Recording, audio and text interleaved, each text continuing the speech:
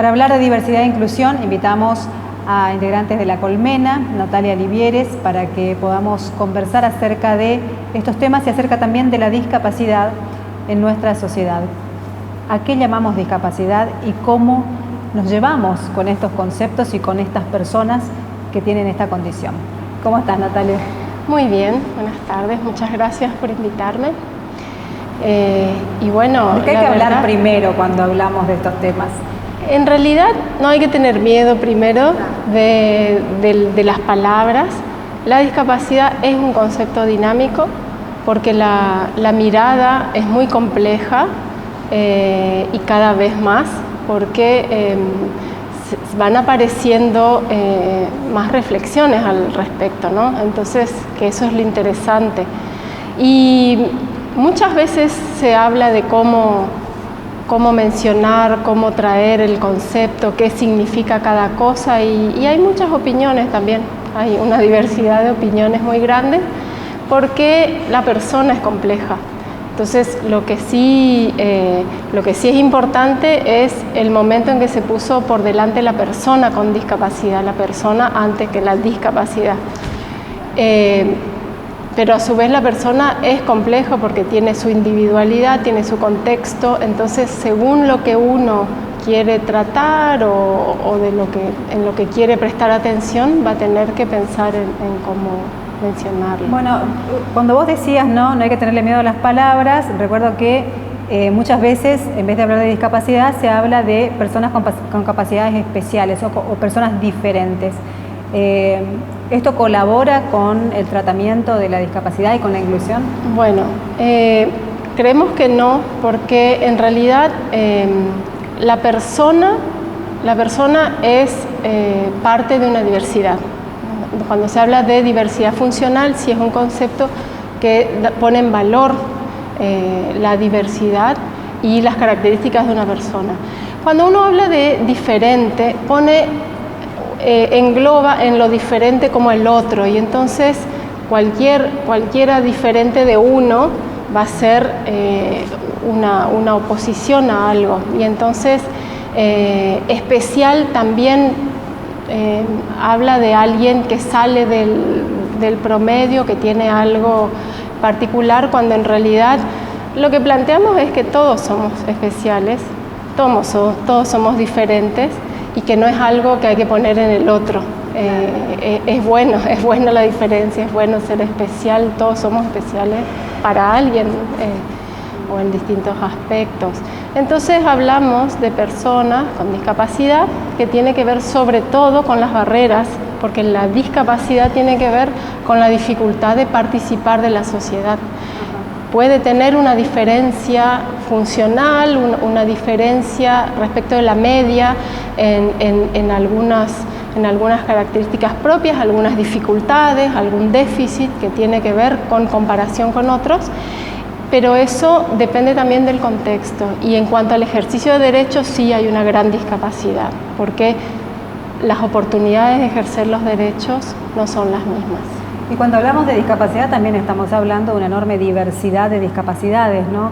Entonces también se hace complejo hablar de un concepto que realmente es muy amplio y que seguramente afecta a las personas y a las barreras que se le imponen para participar en la sociedad de diferente manera. Es que, claro, hay muchas formas de estar en una situación de discapacidad. Por esta interacción entre la persona y el medio y también por los sentires. De todas formas, cuando nosotros tratamos de sacar el eje de la discapacidad respecto de la persona, cuando hablamos de la comunidad, porque es lo que realmente define cómo la calidad de vida de esa persona, entonces sí nos interesa mucho, porque hay mucho por hacer, de poner el foco en las distintas herramientas o medidas de accesibilidad, ¿no? Porque se habla de inclusión, por ejemplo, porque hay una exclusión previa. Entonces hay que incluir al que fue excluido. No se trata solo de la discapacidad, sino cualquiera que fue excluido. Y en cuanto a la accesibilidad, sí está en el contexto, en la comunidad, en la sociedad, que una sociedad es accesible cuando depone barreras de todo tipo. Y ahí hay mucho por hacer, mucho por trabajar. No necesariamente requiere grandes especialidades y grandes equipamientos, sino una actitud y una voluntad de repensar cómo excluimos, y que si algo fue diseñado, algo fue pensado y algo fue construido, puede ya de por sí ser accesible desde el inicio para no tener que estar ajustando para volver a incluir al que excluimos. Claro, y si tuviéramos que calificar a nuestra sociedad, a la ciudad de Corrientes, digamos, ¿cuán accesibles o cuánta accesibilidad hemos construido o hemos puesto a disposición, digamos, de todos los ciudadanos? En Corrientes hay muchas personas excluidas por distintos motivos y a muchos motivos que se van sumando en una persona. Y en cuanto a la discapacidad, hay muchas dificultades, desde la comunicación, desde los espacios. Hay personas que, habiendo tenido oportunidad de formarse, de educarse, o por lo menos de haber asistido a establecimientos educativos, a haber recibido terapias, no tienen un espacio donde desarrollar su vida pasado cierta edad, porque hay un poco más de oferta accesible para niños pequeños, no todos, pero hay bastante más. Pero llegado a un determinado momento, la persona no pudo desarrollar un proyecto de vida, no pudo desarrollar su autonomía y además no tiene espacios donde vivir. Entonces muchas personas están en su casa recluidas porque hasta salir de la casa les resulta imposible por lo físico, ¿no? Claro, bueno, y desde la Fundación La Colmena, ¿qué visión tienen y cómo están trabajando? Bueno, como verán, es muy amplio el campo. Primero ofrecemos colaboración y cooperación en aquellos espacios y con aquellas organizaciones, instituciones que tienen la voluntad, porque ya con las personas que tienen voluntad de mejorar, ya hay mucho por hacer. Entonces, hay muchos puntos desde los cuales se pueden abordar. Una es la accesibilidad cognitiva, que engloba la forma de comunicar, la forma de hacer entender, de permitir que todos entiendan una comunicación, una formación, una información en general, y que permitan a todas las dificultades que puedan presentarse puedan ser subsanadas o ya diseñadas con anterioridad para ser universalmente accesible. Entonces, desde ahí, cada institución, cada organismo podría, por ejemplo, adaptar su contenido informativo, sus textos, sus productos audiovisuales. Es decir, más de la mitad de la población se estima en algunos lugares que tiene problemas de comprensión lectora. Ahí estamos hablando del lenguaje fácil o lectura fácil, que es una adaptación para eliminar todo aquello que en una información pueda entorpecer la lectura, la legibilidad. Claro, generar dudas o no ser generar dudas, claro. Pero no es la única forma. Hay todas las herramientas que tienen que ver con el subtitulado. Bueno, hay otras más conocidas. Por supuesto, entra la lengua de señas, entra toda la parte de comunicación. Y después, ahí eso lo puede hacer cualquier organismo, organización. El campo es inmenso, así que es un camino muy interesante en el cual realmente nos interesa trabajar.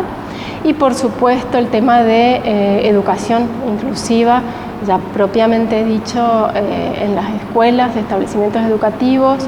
Hay mucho ruido alrededor de aparentemente una dicotomía entre la escuela especial y la escuela común, pero realmente es un tema muy complejo y donde inclusive las normativas no siempre están claras y faltan herramientas que siempre, por supuesto, cuando hay voluntad, de incluir, cuando hay una mentalidad de valorar lo diverso, siempre hay muchas más oportunidades, pero hay herramientas que no siempre están a disposición de todas las personas. Me refiero a docentes, las familias y el equipo directivo de escuelas, por ejemplo, para que se pueda dar realmente la oportunidad de la educación.